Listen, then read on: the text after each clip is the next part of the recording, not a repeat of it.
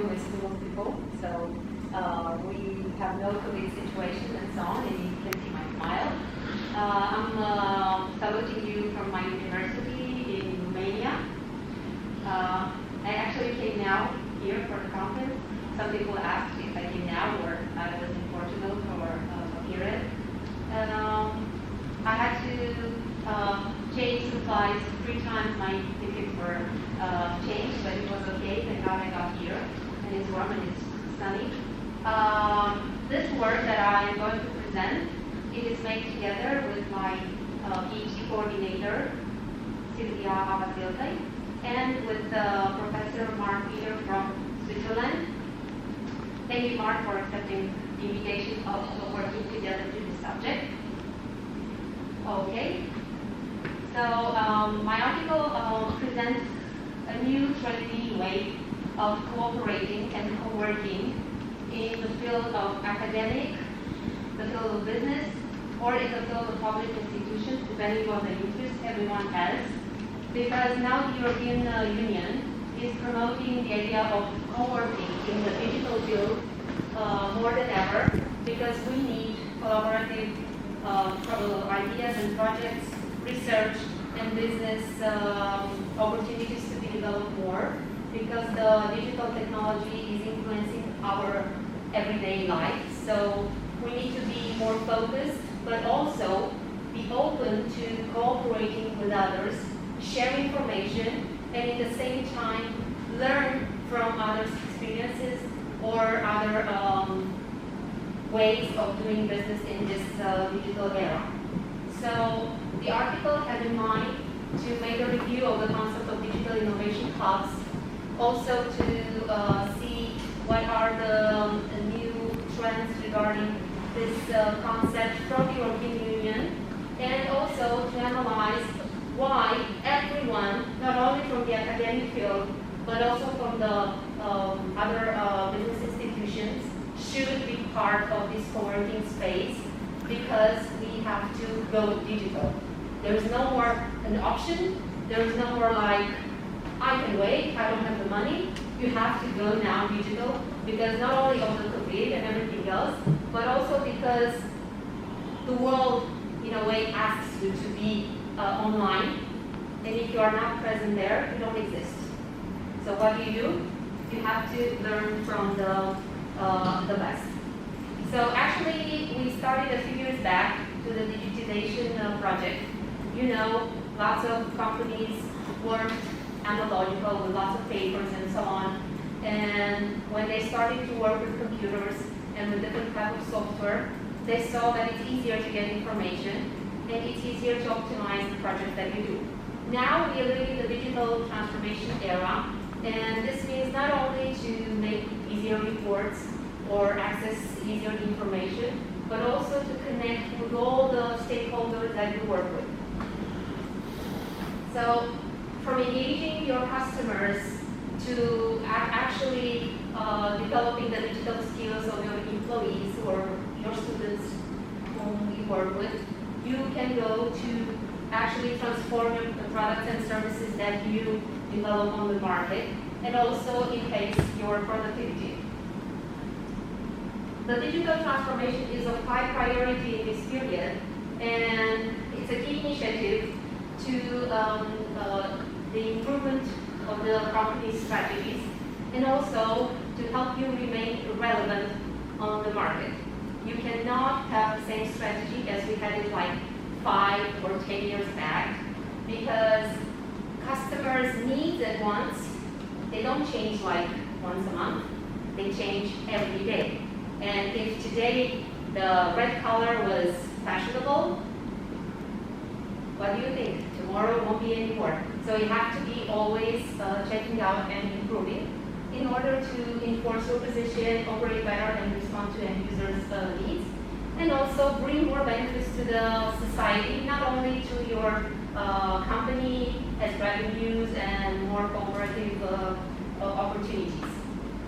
Here is a report in 2019. You can see that the adoption of digital technologies across small and medium enterprises and large enterprises have very big gaps. And still in 2019, only 1 of 5 companies were highly digitalized. And unfortunately, in 2019, but almost the same in 2019, 10% of the EU labor force had no digital skills. I mean, they barely could write an email or write a Word paper. And only 50% of them had basic or minimum digital skills. This is a problem because not only today, but in the next future, we have to work with all this technology, with all these instruments. Even today, we had some challenges with the presentations, and then we have to adapt. We have to be very careful how we use technology and also to improve our work. Because if we make a conference or something and the technology doesn't work, nothing will happen. So the same things happen in our companies, because I'm also coming from the entrepreneurial field, and some of my employees had to work from home, yeah, and we had to be sure that everything connected and everything worked and the reports were sent efficiently and so on. The evolution and characteristics of digital innovation hubs. There are like 3 major periods. The first business incubator started officially in 1959, and then the idea of cooperating, collaborating, and developing projects together from different fields became more and more interesting, and it helped developing this innovation ecosystem as we all know it today, that involves different stakeholders and put ideas together, instruments and technologies in order to develop all the technology needed for a specific project. Today, the European Commission, and not only, also in Africa and the United States, we have lots of funds that can be accessed not only by the academic institutions, but also by businesses and public institutions, researchers, freelancers, whoever finds it as a need, to access this type of funds through a digital innovation hub and to test an idea, to test the software, to test the product or something before actually investing your money. As an entrepreneur, I know that so many times I have to risk my money to develop a product or something like a service or a new technology, and you don't have the time to develop the idea, to make a prototype and so on. You have to be very fast. And maybe you don't have the human resources for that, maybe you don't have a place to do it. So you go and ask the help through a digital innovation hub, and they give you this help. The innovation ecosystems in which the Digital Innovation Hubs act are actually developed and helped by everything that happens in the last year due to the 5G technology, the smart cities technology, the digital and virtual transformation, the fourth industrial revolution, and so on. And this means that not only in Europe, this idea of digitalization is starting to become more and more relevant, but all over the world, there are more co-working partnerships to help companies become more relevant and develop better projects and services. This is a map of European Union countries, and more than 300 digital innovation hubs are actually operating. So you can go and ask for help or to develop a project. You also have one here very close to your university, Smart Innovation Lab. It's pretty close. In the next year, in 2021, there are announced to become functionally more than 2,050 digital innovation hubs due to the European funds that will be released to help them open and become functional. These are some countries that actually do a very good job in this field, And the country size and industry configuration influences the number of digital innovation hubs in a country. For example, though Italy has 30 digital innovation hubs, I don't know, Germany has only 6, but the power of those 6 maybe are different. In Romania, we have only 3, but we announced to open 5 more. So it depends on how a different industry or a sector actually evolves and the needs and the requirements of the market. So why Digital Innovation Hub? You can see this is a small image that actually shows how people can come together, no matter the company, the place, or the experience, and they put ideas together, share, and try to develop different projects. The 5 basic roles of a Digital Innovation Hub are this one: to offer access to a competence center for whom, whatever wants to access. Of course, you can become a member and you can work there. Also, develop digital skills for you, for your employees, or for a typical public institution who needs that. Organize digital transformation experiences, mediate access to funding, and create partnership and cooperative opportunities. This actually means that they become important partners in growing your business and developing advanced digital technologies. And also, they create this cooperative opportunities not only for you, but they can put you in contact with anybody from any country, and also make cross collaborations between continents, which is very important to see how companies from Africa or United States work in your field of experience. Some roles. First, the Digital Innovation Hub acts like a micro ecosystem. He puts his connections, relationships, and co-working opportunities at the system inside. But then when they create more value and they become more relevant to the market, of course, they grow and they become bigger, and they become to act like macro ecosystems with a true impact in the national or global economic environment. And we did also a SWOT analysis because this concept is new, and everybody's like, yay, we have new opportunities to develop digital technologies, but you have to know the strengths, the threats, the opportunities, and the weaknesses that this co-working space could develop depending on the area or on its interests regarding the specific industry. So, regarding the strengths, it's a very specialized organizational partnership. This means that it can also act like an association with members, and each member has a specific right or benefits and so on. It works like a one-stop shop or like a creative lab, an experimental house that gives you different type of facilities, access to technology, trainings, and access to specialized engineers, or depending on your interests and so on. And also, it can help you learn and to develop your digital skills, because this digital innovation hubs also can organize trainings and workshops or more classes for those that want to develop specific digital skills. Some weaknesses, of course, they need financial and potential technical support. For sure, the European funds won't be enough, depending on the ideas that the members or the clients have. They need a very highly specialized team, and sometimes these hubs tend to be very specific on a certain sector or industry.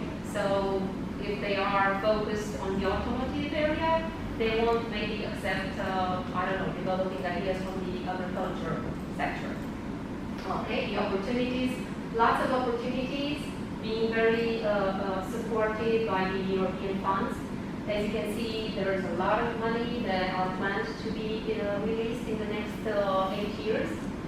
It helps you map your digital skills, if you have any, or if you have some, and also to plan a strategy for the future. and they can become a part of your research development and innovation department. Maybe you don't have the human resources to develop that. So in a way, you make a contract with the Digital Innovation Hub, and you hire them to develop a specific project for you. The threats, cybernetic and security threats, the actual COVID crisis that put some work limitation and so on, and maybe the ongoing changing digital landscape.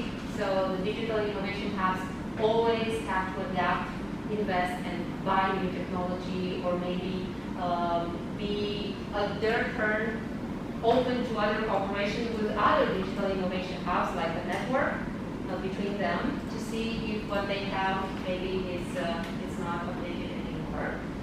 From a marketing perspective, we saw that the digital innovation hubs are actually the future of associative and collaborative opportunities to embrace and to implement the digital transformation, which means that it not only acts like one-stop shop. I want something, I come to you, I buy it, or I take it, and business is done.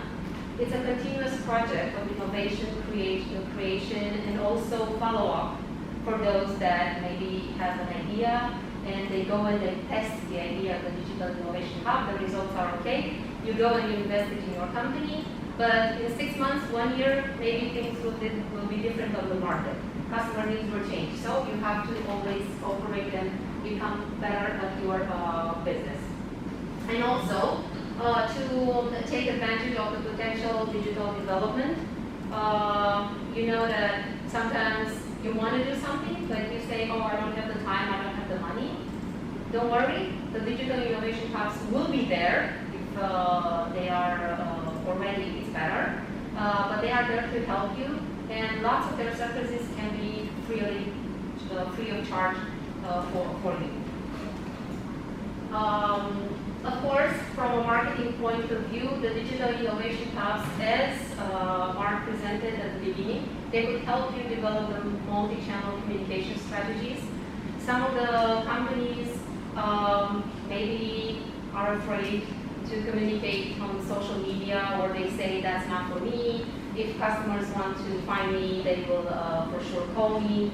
Well, today things are not that easy anymore, and you have to be reachable just with one click, or just with one question on Google. That's it. And you have to be always in contact with your clients. So a Digital Innovation Hub can help you also from this point of view to understand all the marketing instruments that you can use online, and to better implement it for your company. As a conclusion, according to a Swiss study, and this is not only in Switzerland, also in Romania happened the same, every small and medium company or organization should have at least one website. The COVID crisis showed us that in Romania, there were like 12% of the companies that had no website, or just an old website, and you could not connect with that company. Also, an online marketing strategy. You need to use social media, digital communication channels. You need to leverage your e-commerce channels. Now we know that in this crisis it's easier to order online and to have the goods that you order at home. So you have to develop this for your company if it's suitable, of course, for your domain. And use software solutions to help you improve your customer relationship management, use mobile platforms and so on, cloud software, and all the things that digital transformation could help you. Because the COVID crisis forced organizations to change the way they saw technology. Also the way we see technology, because we thought that it's not good to put children before technology in front of a phone or computer too much time, and who is a parent knows that you're fighting with that. But now students have to learn almost 3-4 hours a day in front of a computer. What do you do in this situation? And at the same time, as an entrepreneur or as somebody that leads a company, you have to think the same. My employees are at least 6 hours in front of a computer. Is that time efficient? Do I use the right software in order to make my work efficient?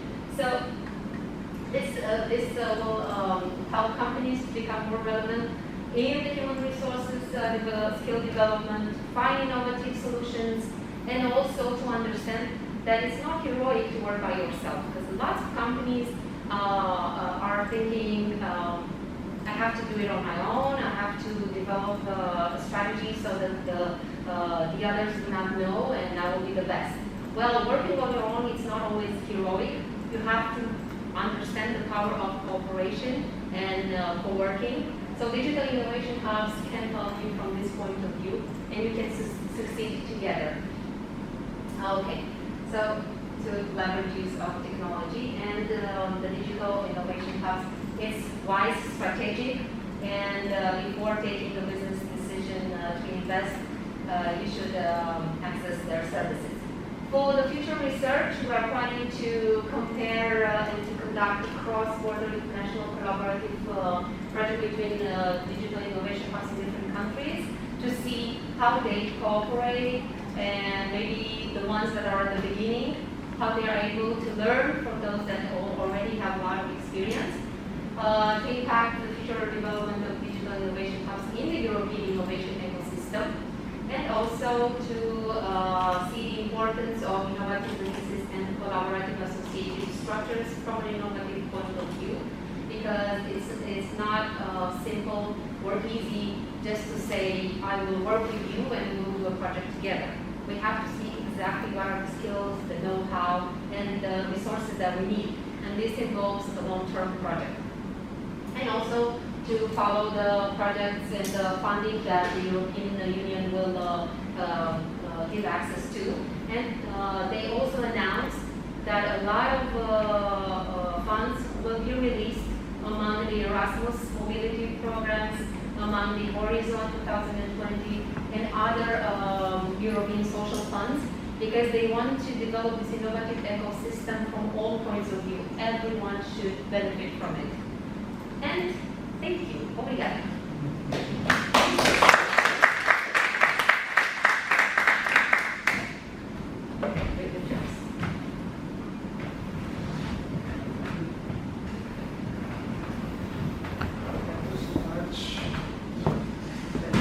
Amalia.